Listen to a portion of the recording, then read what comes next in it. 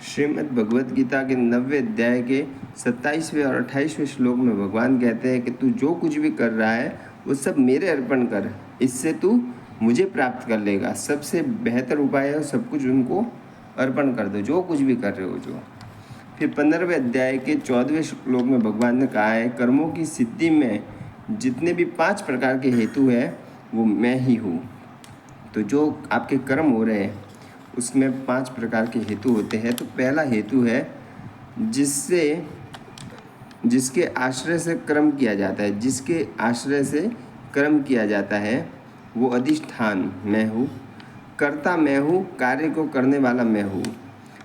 फिर तीसरा है भिन्न भिन्न प्रकार के करण मैं हूँ, इंद्रिया और जितने भी वस्तु है सांसारिक उन सब के द्वारा जो कर्म किया जाता है उसका कारण भी मैं ही हूँ। फिर चौथा है नाना प्रकार के अलग अलग चेष्टाएं, वो भी मैं हूँ। और पांचवा जो इन सब को करवाने वाला है, हमको घसीट के उस कर्म में प्रवृत्त करने वाला है और उससे ताकतवर संसार में कोई भी नहीं है, वो है देव। तो उसकी देव की अगर इच्छा है तो फिर आपको वो होके ही रहेगा।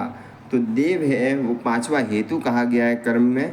तो ईश्वर देव है, ईश्वर सब करवाता है और वही करने वाला है, और वो इन सब का न तो शुभ कर्मों का वो हेतु है और न ही अशुभ कर्मों को वो ग्रहण करता है।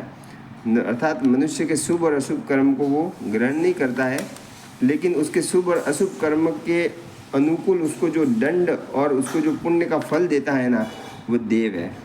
आपके अगर अच्छे कर्म होंगे तो वो देव आपको अच्छा फल देगा, आपको उस तरफ ले जाएगा ऑटोमेटिक।